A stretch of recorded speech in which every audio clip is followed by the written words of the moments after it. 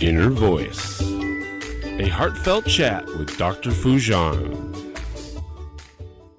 Hello, everyone. Welcome to the Inner Voice Show. I'm Dr. Foojan Zeine, psychotherapist, the author and the originator of the Awareness Integration Theory. And hello to Sean, our director at our studio. This is a show about what matters most in our life, our minds, our thoughts, feelings, actions, relationships, and our fulfillment in this beautiful journey of life. Today, I will share with you the tip of the week about how to love our body, even in the midst of our illnesses.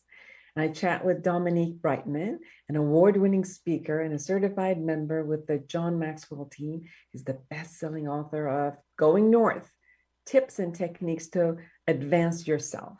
He hosts the Going North podcast and a top-rated self-help podcast that interviews authors from all over the world. And his mantra is advance others to advance yourself. Then I bring you E.A. Csolkovits. He is the founder of Givers University and the author of The Giver's Mindset, The Giver's Lifestyle, and The Giver's Lifelong Learning for the Gift to Be Great series. As you see today, it's all about giving and all about how to be for others. It's going to be an amazing show.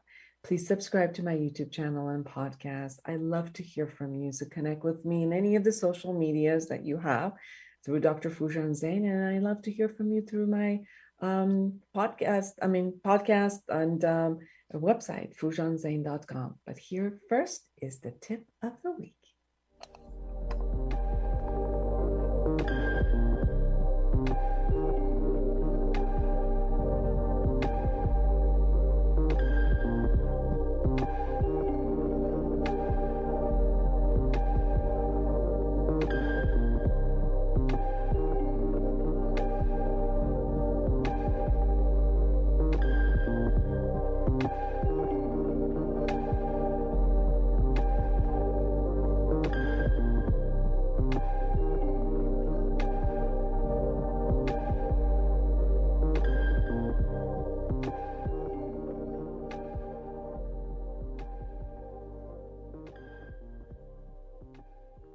Here's the tip of the week. There's a surge in the I don't feel good experience due to the different strands of COVID-19, flu, or simple cold.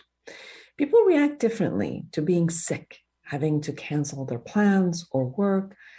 Some people feel relieved that they can just stay home and go, guilt-free, I can take care of myself. And some people get very agitated for having to miss work or social events. Others get angry at their body for getting sick. Some get angry at others and the world for getting them sick. Some think that they have so much to do, they can't afford to be sick. And some literally can't afford to get sick due to financial restraint and not having the ability to go to work. So there is the illness itself, and then all the thoughts and emotions around the illness that is different for us. Any illness comes with its own set of discomfort and management. However, how we deal with an illness is the subject that I like to ponder. We may think that our body is not us, and it is this object or a vehicle that is not working, and we get irritated at it, as if our car had a problem and it is creating discomfort and an inconvenience for us. So we continue to be agitated at it for not working properly as it should. We may even punish it by withholding nutrition from it, or even abusing it with unhealthy food, drugs, or alcohol. For many who have been physically or sexually abused or mistreated, it may be hard to even live in their bodies. I've worked with people who recall lifting off from their bodies when they were being hit or sexually molested. They never felt the same about their bodies. Many athletes learned to use their bodies for their sport and saw it only as a vehicle to win a trophy for them. Others were ashamed of their bodies, not being perfect or an attractive one, whether they were too thin or too fat or too tall or too short or just disfigured. Somehow, and not to par with the latest fashion, and therefore they decided to abandon the body and punish it. Some act if who I am is in the head, and the body starts from my neck down, but try to numb the brain with alcohol to drugs anyway. Some want to numb it all so that they just don't feel discomfort or pain and end up numbing all of their emotions. If we could view our body as part of the self, an amazing gift and the base of our operating system, then we will value it more. We sense the outside world through our bodies. We feel our emotions through our bodies. We get to be alive because of our bodies. So let's honor ourselves as our body and our psyche. Even for the ones who believe that their soul is different than their bodies, in this lifetime on earth, they only got one. They only get to be experiencing being on the earth through this body. I want to share this simple meditation with you, okay? So sit comfortably, close your eyes. If you're not driving, if you are, don't worry about it. Just watch front of you and then listen. Begin breathing deeply into the bottom of your stomach and inhale to the count of 4 and then hold count of 4 and exhale to the count of 4 and then continue deep breathing and extend the exhale. So it'll be 4, 4, 6, 4, 4, 8, 4, 4, 10. And as you continue breathing deeply, just concentrate on extending your exhale and begin concentrating on your feet and toes and state your gratitude. Like, I love you and thank you for being with me. Thank you for helping me walk, holding my balance, and facilitating me moving around. Is there anything I can do for you? Is there anything you need from me? Listen to that part of your body responding. Take note of what each part of your body will share with you. Then go to your calves. I love you. Thank you for being with me. Thank you for allowing me to walk. Is there anything that you need from me? Is there anything I can do for you? And then go to your thighs and your pelvic and your back and all of your internal organs, one by one. Your breasts, your lung, your arms, your hands, your fingers, neck, facial features, head, brain, hair, all your parts. You'll begin connecting with your body in a whole new way. Love your body as is. Listen to it, nurture it, and take care of yourself. If you need the recording of the meditation with my voice, which I have full on for your body, contact me, foojanzeine@gmail.com. And I love to share with you all of those. Don't forget to get my book, Life Reset, The Awareness Integration Path to Create the Life You Want, and to learn the skills of self-awareness and integration. And for all of you who are therapists and coaches out there, get my book with Awareness Integration Therapy so that you can work with yourself and your clients in that way. And we'll be right back.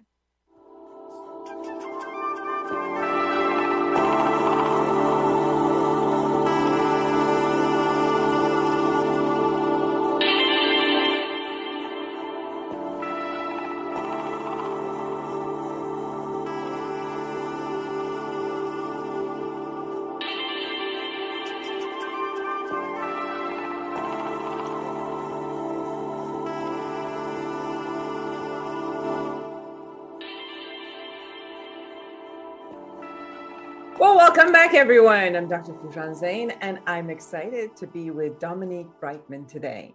He is an award-winning speaker and a certified member with the John Maxwell team. He is the best-selling author of Going North, Tips and Techniques to Advance Yourself and Stay the Course, the Elite Performance, 7 Secret Keys to Sustainable Success. He hosts the Going North podcast, a top-rated self-help podcast that interviews authors from all over the world. And his mantra is advance others to advance yourself. Welcome to the show, Dom. Thank you, Dr. Foojan. Appreciate you for having me on. Let's have some fun on all the buns.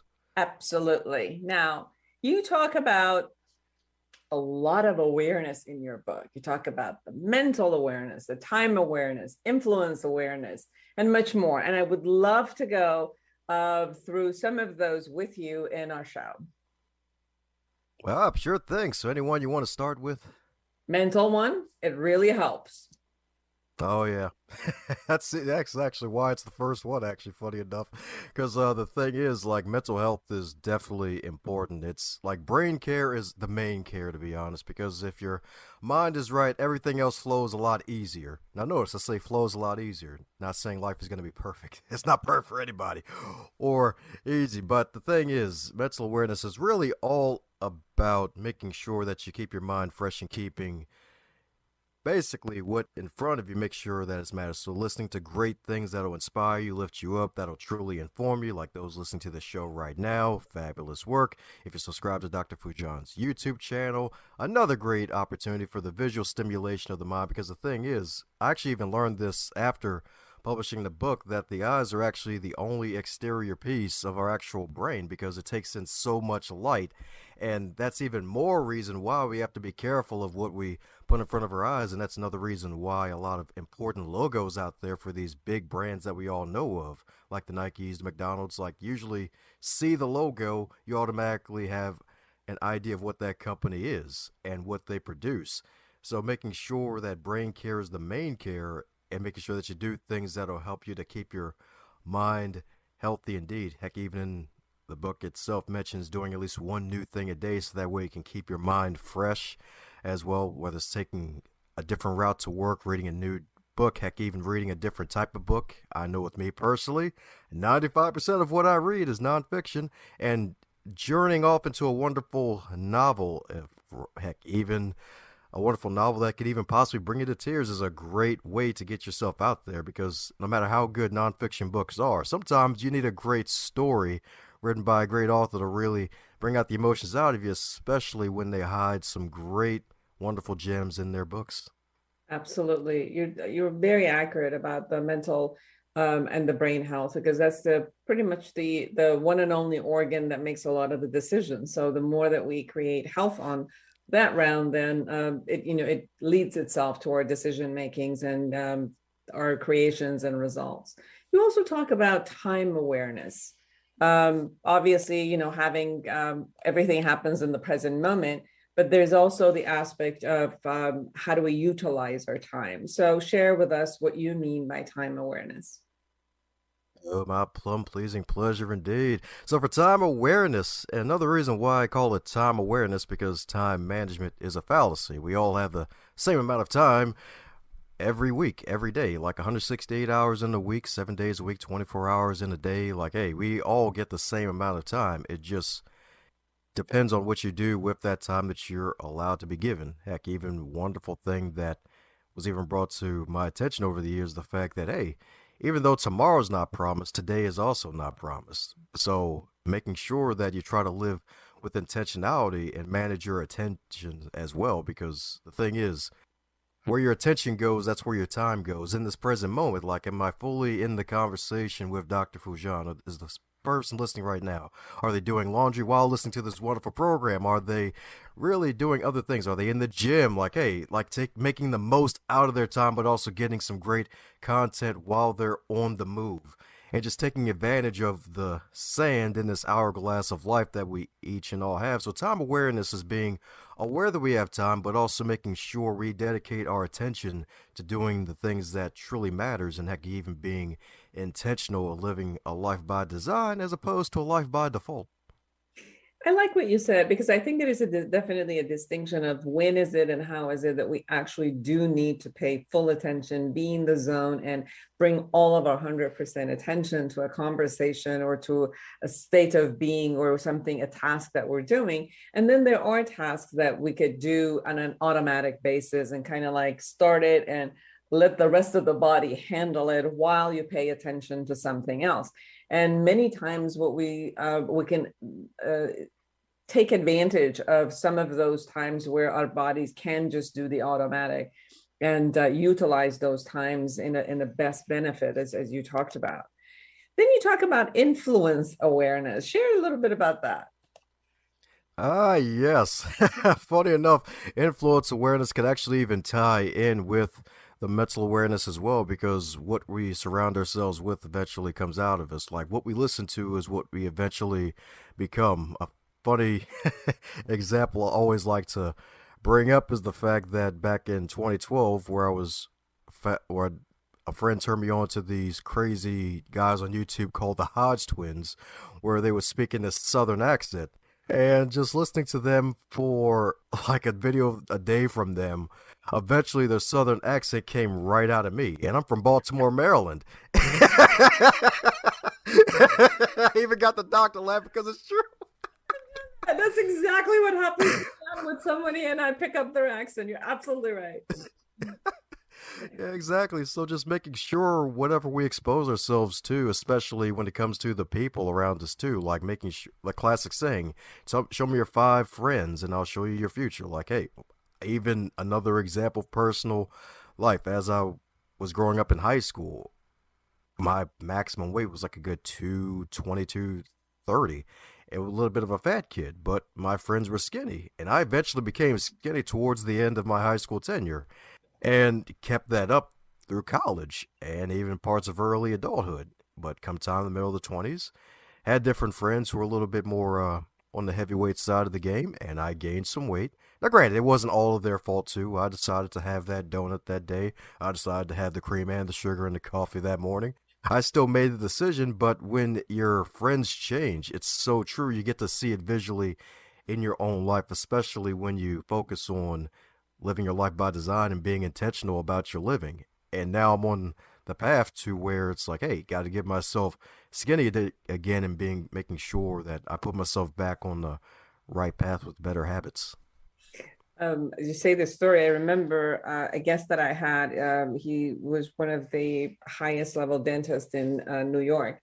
And I remember him talking, and he said, he used to live in an environment, and his group of friends were a little bit of mischievous, let's say, friends in high school.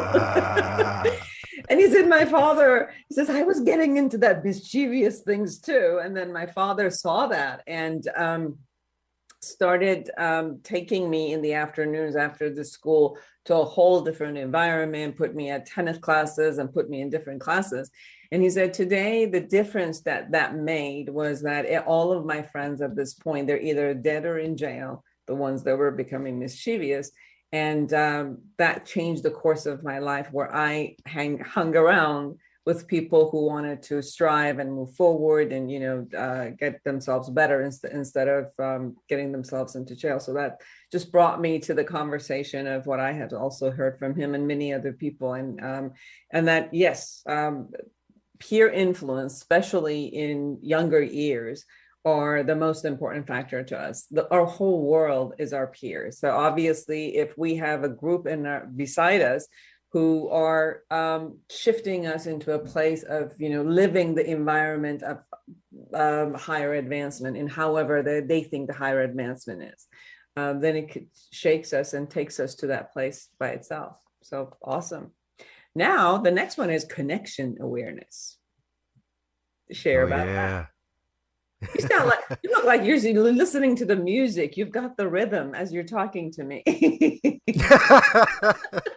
Well, that's usually just me on the regular, especially when I'm in tune with somebody. So that's the usual thing for me. It's kind of hilarious when folks point that out. I was like, hey, why are you moving all the time? Well, hey, might as well move and groove with it. But connection awareness. And folks are probably wondering or catching on that all of these meld in together, because connection awareness is all about always networking to the point where you're basically almost breathing by default, where you're just connecting wonderful people with each other, or heck, even being a magnet for what I like to call super special awesome humans. Because heck, even like you and I, Dr. Foojan, like we have some folks in circles like from Sacred Stories Publishing, like Laura Staley, a wonderful guest you have on your show in the past, and a few others. Heck, even Janet Taylor, who called herself the mom of 18 kids at one point. Like you being on a program. Actually, you were both on a program too. So like being able to put yourself out there and connect with other wonderful people and seeking to help others without anything in return, like kind of like my whole life motto, advance others to advance yourself.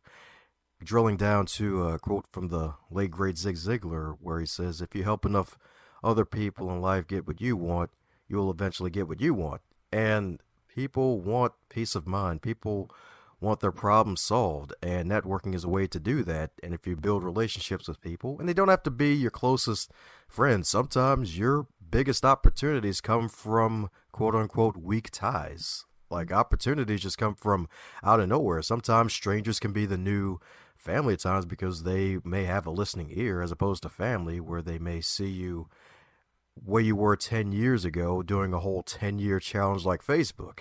And they're still focused on the you from 10 years ago, as opposed to the you 10 years into the present, where you're still growing and getting better, and you're totally different and almost unrecognizable in terms of your behavior, your characteristics, and the moves you're making in life, as opposed to just the physical appearance. So connection awareness is about connecting with wonderful people across the wonderful world and being a magnet for people.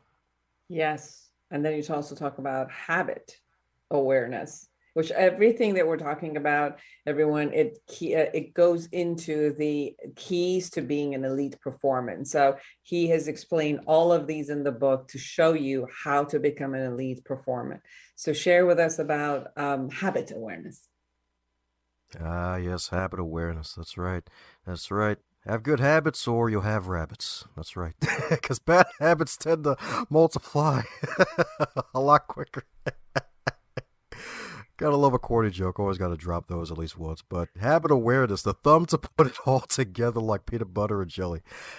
The thing is, one of the main habits, and it's probably easy to do and easy not to do, is sleep. Like one of the major things that was one of the setbacks in life for me was not getting enough sleep because I was actually going through a time, it's been multiple times before, but one time in particular where it stuck out was when I was caregiving for my dying father with Alzheimer's while holding down a full-time job and another volunteer leadership position overseeing about 17 groups in the northern Baltimore, Maryland area. And all of that led to me not getting enough sleep. I'd be lucky to get maybe 2 hours of sleep some days. Some days I'd get no sleep. That's And dangerous. yeah, exactly. It's dangerous indeed. Like then then at least getting the caffeine and then gaining a bunch of weight. Another reason why it's important to really make sure that all your habits are in the right place. And when you get less sleep, you're going to drink more coffee, more caffeine products, stuff to keep you awake and jolted all the time. And then that leads you to being short with people. And that's not a place where you need to be, especially when life is customer service. So one of the major habits was making sure I at least get a good 6+ hours of sleep every night, at least minimum, and work on that. Of course, increasing water intake as well, because one of the experts I've had on my podcast in the past, she mentions how a lot of folks who get dementia and Alzheimer's is because they're dehydrated. And funny enough, even though it's not funny, is the fact that my father actually was in the hospital a couple times in the emergency room, and one of the times was because he was dehydrated. And Wow. that dehydration really had his Alzheimer's really set on the deep end where he was sundowning a lot more than usual because he just wasn't drinking enough water. We offered him water multiple times, but juices, he would prefer those because, hey, it tastes good, but the waters, he just wouldn't drink it. So water and sleep, make sure you get both effectively and a lot. There are definitely habits that we can utilize for this body so we could utilize it in the best capacity. And there are other habits that will create success for us because they're appropriate habits that accumulate, as you said, the bunnies, it accumulates. And you do the right habits and the beneficial habits, you could see that your life also goes toward the blessings and the gratitude that you can have about all that you have. And um, you also started a podcast, Going North. How come? How come you wanted to share yourself not only through the book but also through the podcast? Oh yeah, definitely had to share myself. Got to spread the chocolate everywhere, right? Like who doesn't like chocolate, right? And the thing was, like my mantra, advance others to advance yourself. It's all about really helping other authors get their stories out there, get the word out about their books, the programs, their offerings, and other things. Because myself, my book was published back in October 2016, my first ever book. But then, about a good, I guess, 9 months later, I had to get back on to marketing the book because I lost track of it due to some setbacks that showed up. And I realized, you know what? How about I make this bigger than myself? How about I just not ramble every week and invite other authors to come on and get their voices heard? And plus, I get to learn from them as well. So I get to be greedy and generous at the same time. It's like, hey, get to have conversations with folks who probably never talk to me get on any given day. But hey, if I have an audience and they get to learn and we have a great conversation, then that's really what it's all about. So basically inviting authors to come on, talk about their books, promote themselves, and just build up those wonderful connections so that way that, hey, we can be better together and not butter together. Beautiful. What are some of the habits that you can share in 1 minute or so about the habits that the elite performance can do every day to create the result that they want? Sure thing. So two stick out. So one, a good day starts the night before. So setting your day up for success by starting the night before. So making sure you try to keep your eyes away from those bright screens at least an hour before going to bed and asking yourself powerful questions like one, what good will I do today? And two, what can I share? Focusing on creating good in the world and sharing something positive with the world, and then also reflecting at the end of the day and asking yourself, what did I learn today and what good did I do today? So if you focus on learning and growing and giving and sharing, then you'll definitely set yourself up for success like an elite performer. Beautiful. Stay the course, everyone. The Elite Performance 7 Secret Keys to Sustainable Success by Dominique Brightmon. Dominique, if is there anything we haven't shared that you really, really want everybody to know? Oh, there's so much. I wish we could have like 99 episodes for the whole year. It'll just be the Doctor and the Dom show. But well, one oh yeah, it'll be fun. But definitely one thing to remind folks is that you matter. No matter what's going on in the world, if you can keep calm while everybody else is losing their minds, hopefully not everybody else losing their minds, then you'll definitely be a cut above everybody else.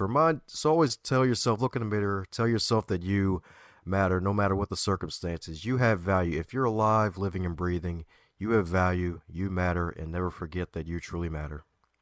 Beautiful. And everyone, you can go, where can they go to get your book? Oh, it's right there on top of your head. Yeah, something as a replacement for the halo while on camera. So head over to dombrightmon.com for all things Dom related. And you can buy the book, subscribe to the Going North podcast as well, and be on the lookout when hopefully Dr. Foojan makes her appearance on the show. I would be honored. I'll be there definitely. I love what you said. Anything Dom related. Anything Dom related. You go to dombrightmon.com. I love that. Everyone, Dom Brightmon, stay the course. The Elite Performance 7 Secret Keys to Sustainable Success. If you're only listening to us and you're not viewing us, I want you to know it is amazing to sit with Dom because he's consistently dancing and creates dance movements within you. Like it's the movement and the rhythm that is like it's not. I think it's soothing and exciting at the same time. So it was a joy to have you, Dom, with me. Woohoo! Glad the feeling's mutual. Don't go anywhere, everyone. We'll be right back.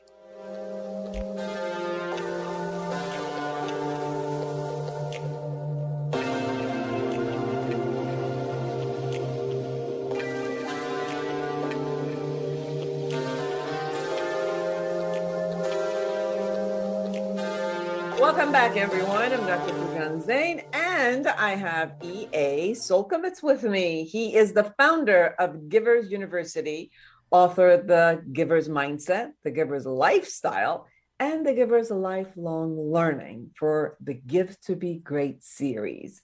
And he is the founder of the Giver University. So, welcome to the show. Thank you so much for having me on your great show. Thank you.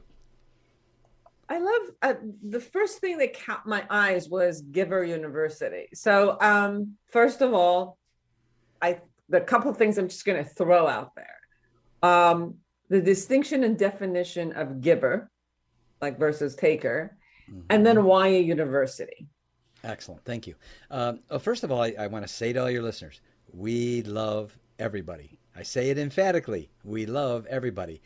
And we teach a skill set that I have to share that, I haven't seen anyone else teaching it. It's very unique in that we teach people how to separate the person who we love from their deeds, which we may not love.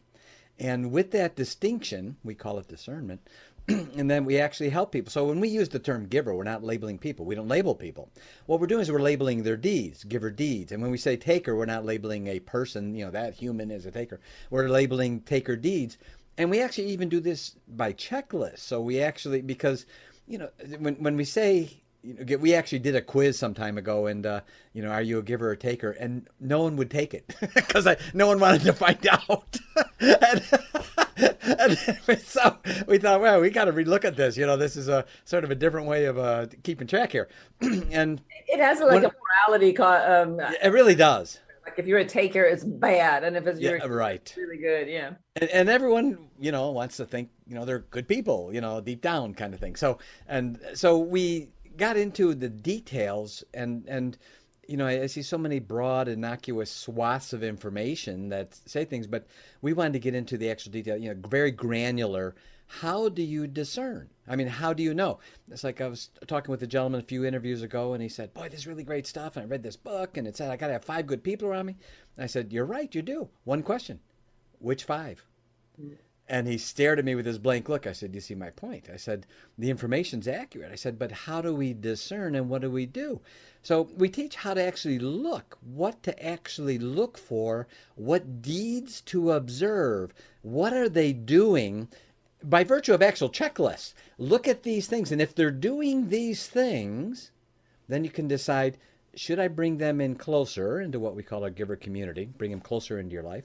Or if I see them doing these other things, the actual deeds, maybe I should consider respectfully distancing myself, not rude or nasty, respectfully distancing myself, because if I bring that person closer, they're going to make me collateral damage, and I'm going to be stomping out fires not of my making, and my stress level is going to go through the roof. So we teach people this skill of how to discern in our relationships, and we use that reference of giver deeds and taker deeds to do it. So what is the difference between giver deeds and taker deeds? We actually have a checklist of 25 deeds that does just that. And they actually look through, and on the left side, it's got all what a giver would be doing with these 25 instances. And on the right side, what a taker would be doing in those 25 instances. And on the bottom, you just total up the check marks. And then automatically, by looking. And one of the great things, Doctor, is that they're not eternally. I mean, if someone is, sort of in what we call takerish mode, they're not there eternally. And we help people, get back more into that giver side. And one of the reasons we chose the name, back to your question on Givers University, it has to do with my business mentor, who I made a commitment to at the ripe old age of 19, that I would share with others everything that he taught me. And one of the things he taught me, which was very extraordinary, that I'd like to share with your listeners, and he said, and I'm like 19 years old, so I'm a kid at this point, and he said, I want to teach you about this thing called life. And I said, okay. He said, picture in your mind this scale, and on the right side of the scale, all the things you're going to get in life, all the things you're going to receive. And he said, on the left side of the scale, all the things you're going to give and contribute. He said, now, what's amazing about this scale is it's never out of balance. He says it strives for balance all the time. He said, so what I'm going to say is going to be a little difficult for you in the beginning, but you'll get the hang of it. Forget about the right side. Forget about it. He said, make it your daily goal to heave so much on the left side that your goal is to get the scale out of balance by having so much on that left side. He said, and you'll never have to worry about what's on the right side and what you'll get and what you'll receive. And I can share with you that absolutely over and over again, 40 plus years in business, absolutely works. Absolutely. One of the things that I've noticed also is that there's this distinct difference in my world, in a sense, between a receiving sentiment and a taking sentiment. Oh, for sure. Receiving, there's an openness with love, with gratitude, with somewhere that someone wants to give me something, and I'm actually giving them back by receiving it, and it's not like I'm denying it or not appreciating it. Because when someone other person wants to give me, as I open my heart to receive, that's also a part of the giving factor, because I'm opening the space, versus a taking concept, which is more like, I have whether it's the entitlement that I have, or a sense that, I'm going to take something from you as if you no longer have it and I need it and I'm going to take it. And it doesn't have necessarily the concept of love and appreciation and gratitude to it. That's a little bit of a understanding that I have between those two terms. And then with the giver and taker, as I also understood, is everybody has both sides. So it's not like whether I'm, I born one and I create, I'm always a giver, or I'm born a taker and that.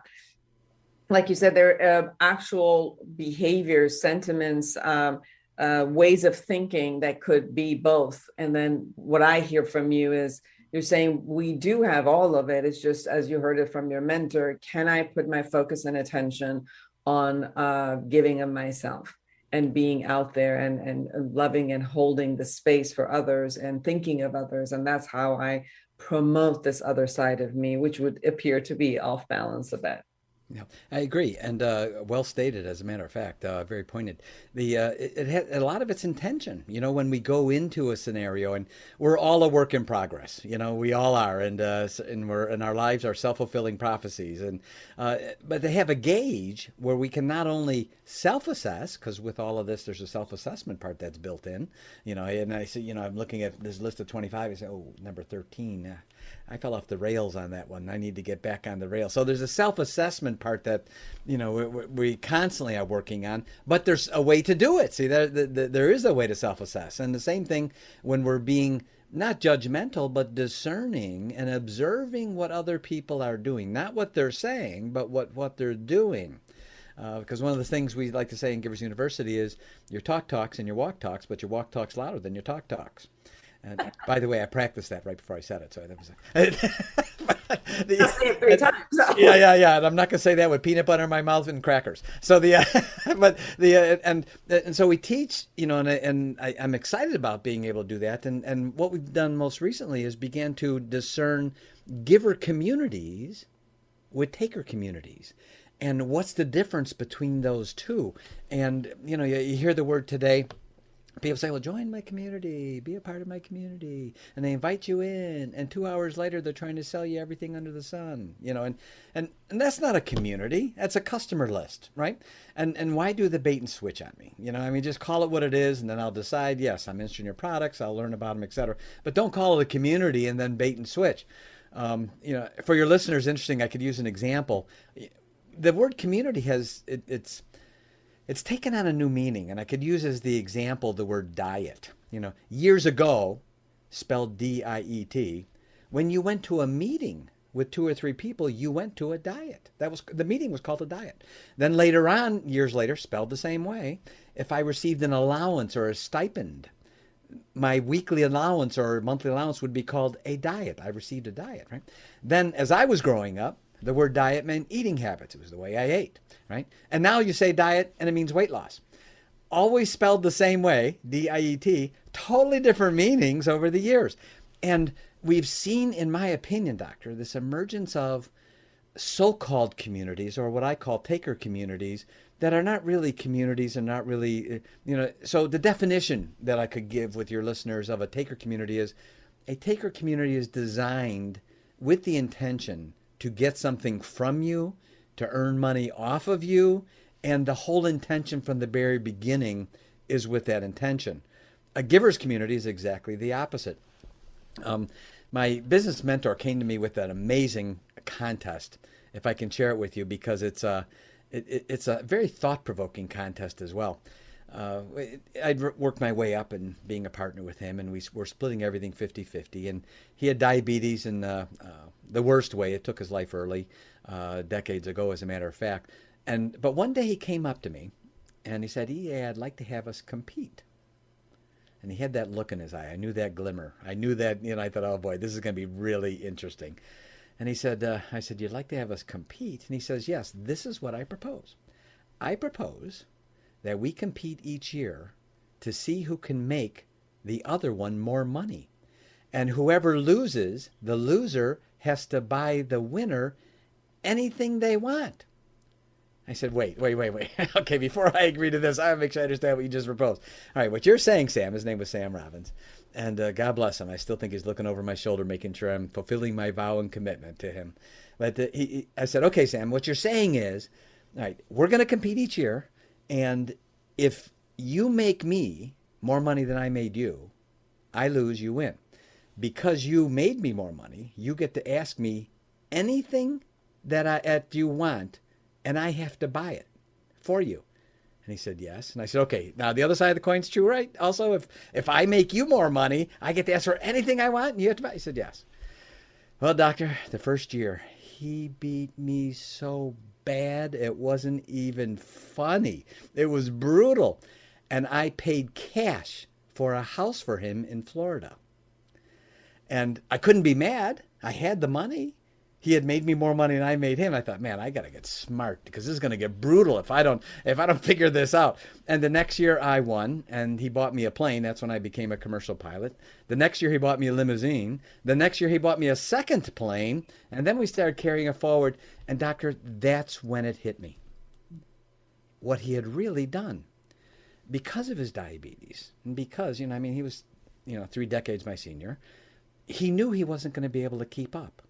And since we were splitting everything 50-50, he wanted me to win. He wanted me to have that thing that he wasn't getting, so my mind wouldn't get screwed up because we were splitting everything 50-50, and he knew he couldn't keep up with me. I was in my mid-30s, right?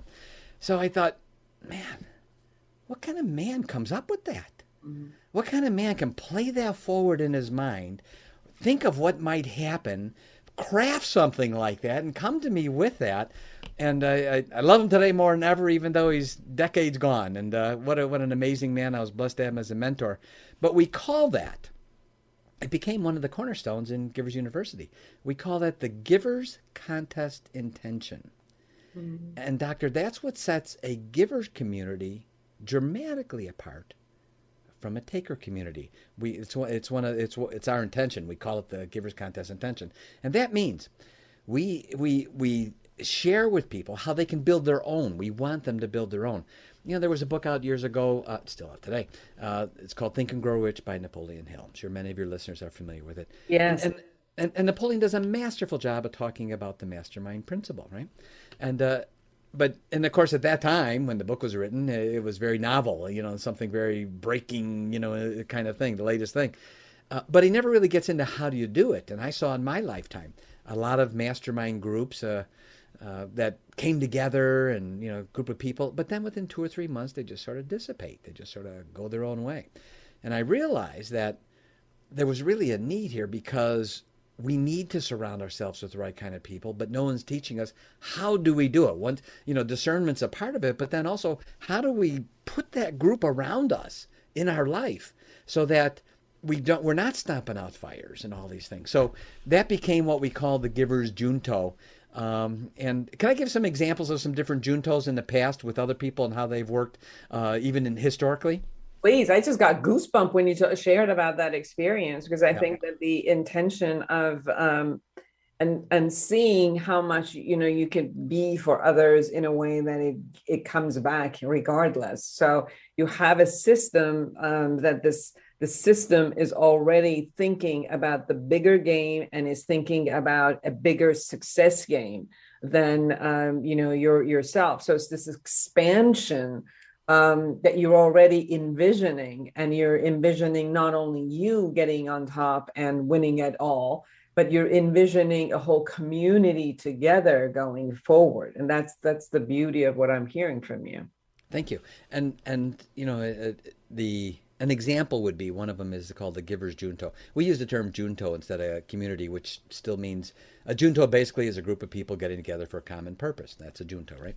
And if someone had a group of a dozen people, and if all of them, and a critical part of this, Doctor, is what I call the expectational agreement up front. These are the things we're going to agree to up front. And one of those things is that as a member of this group, we each have and accept and agree to up front a fiduciary responsibility that we're going to put everyone else's interests in front of our own. And when we have a group of people that are equally committed, think of the power that comes out of that when here each person individually through the contest intention is competing to give more to the group than they're getting, and the other 11 are doing the same thing. What comes out of that is incredibly, incredibly powerful, because then we're not thinking, well, I'm afraid to give because what if they take advantage of me, and what if they do this, and what if they do that? All the things that cause people to hold back when they have that great opportunity. So having that intention, what I call expectational agreement, this is what we expect. And if you're not good with that, no problem. God bless you. It's just not a good fit for you. But if it is, we would welcome you, and we have an accountability here with each other. This is what we do. So and my business mentor taught me the value in that. And I had one gentleman say, he goes, it sounds really utopian. I said, it may sound that way, but I can tell you it's not. I lived it. I lived it in my life. Yeah, I think there's a beauty in what you just explained, which is it's not in people's head. And intention is not just from one way. It's stated in a way that a group of people who are agreeing, they're holding themselves accountable and responsible, holding each other accountable and responsible. So it really comes from just a mental utopia or a mental fantasy into an actual space where people are agreeing, they're looking at it, their actions are involved, actions are evaluated by everybody moving forward. The context is different. This could be done in any level of business or absolutely. The contractual aspect of any business where people come in, they know exactly what they want from each other. Contracts are then. So this is exactly like any business. What you're sharing is that the context is different, where an original context for a business is that I will profit, I will give you some stuff, but the point of a business is I will profit. And the context that I'm hearing from you is we're all giving. And the point is that my intention is to have so much giving to you that it just bursts the community up, whether this community is 2 people or 10 people or thousands of people. That's where the context and the forevision is. Exactly right. I'm so excited to hear this. This is awesome. I'm telling you, I'm getting goosebumps. I love this. The word junto, which we use, actually is a Spanish word. Goes back to like the 1600s. Wasn't used much, and then in the 1700s it was picked up by a gentleman by the name of Benjamin Franklin. And in 1727, Benjamin Franklin got together a group of a dozen friends, 12 people, and he formed what he called the Mutual Improvement Club. And they met every Friday for a couple of hours. And they talked about everything. They talked about politics and morals and ethics and business and social life. And then later on, Ben Franklin called that his junto. And then later on, he called it the Leather Apron Club. Now, what's interesting about that, Doctor, is that arguably our very Declaration of Independence could be traced all the way back to the conversations he had in his junto with those 12 people. So no one can tell me a junto can't be powerful when people get together for the right reason. And we teach, basically, we help people build 3 different kinds of junto. These are theirs. We want, it's theirs. We don't charge for this. This is something we just feel is important because we're heaving everything we can on that left side of the scale, and that's our objective. There's a greater junto, which is any number of people. It can be worldwide. They get together for a common purpose. Good example might be Salvation Army, VFW, Lions Club. Those would be good examples, right? Then there's the insider junto, 2 to 12 people, more close-knit, more intimate group, know each other better. That's called the insider junto. And then we have what we call the millionaires junto, and those are 2 to 12 vetted millionaires, literally vetted millionaires, who are all coming together for a common purpose. Good example of that would be in 1915, Henry Ford formed a millionaire junto with himself, Thomas Edison, Harvey Firestone, and John Burroughs. John Burroughs was he was actually a writer and a poet, and he was also a federal bank examiner. So I can only guess he must have been the money guy. But anyway, and there was the four of them in this junto, right? And Henry Ford called themselves, he sort of named them the Four Vagabonds. And they traveled together, and it was a very intimate group, and they helped each other and contributed. And certainly Henry Ford's and Harvey Firestone and Thomas Edison, none of their lives were any worse off, but dramatically increased as a result. So, and I'm recognizing our time here, so I just want to hit something that just sort of, because it's such a critical part for your listeners. There's 7 steps in forming a junto. And I just want to hit them really quick, and they can listen to this over and over again, re-listen to this. It spells out the word discern, and it's an acronym. So these are the 7 steps in forming a junto. Number 1, decide. You have to decide. That's the D. And we give checklists and teaching people, how do you decide? What are the things you look for? I is invite. How do you invite these assumably 12 people at an insider junto? How do you go about doing that? S is seed. The seed part is where you meet with them and you get that expectational agreement. These are the things we're doing. This is why we're meeting. This is what we expect of each other. This is the accountability we have. And if it doesn't fit, no problem. And if one of us falls off the rails, we have a conversation about it. And if we fall off a second time, then we need to part ways, and no problem. That's great. We love you. Great, right? After the S is convene. The C in discern is for convening on a regular basis, whether it be weekly, bi-weekly, monthly. Just convene on a regular basis. Next is E, establish, give it a name. Ben Franklin, the Leather Apron Club, Henry Ford, the Four Vagabonds. Give the group an identity. Give it a name, because that helps from a camaraderie standpoint. Very important. And then the R is rotate. Each meeting, have a different person who's the chair. Go around the room. Don't have any one person that's chairing it all the time. Have a different person each time. We even provide agendas for people. Say, okay, give this to the chair this time, and these are the questions you ask. Because part of what we like to do is give it some glue, so that there's a longevity involved in it by giving it some structure and giving it an agenda long term that helps every person in the group with whatever their objectives and goals are. And the last one, the N, is for numbers. You can become a part of more than one junto. They should try to seed other juntos in other countries today with things like we're doing even with our interview here with Zoom.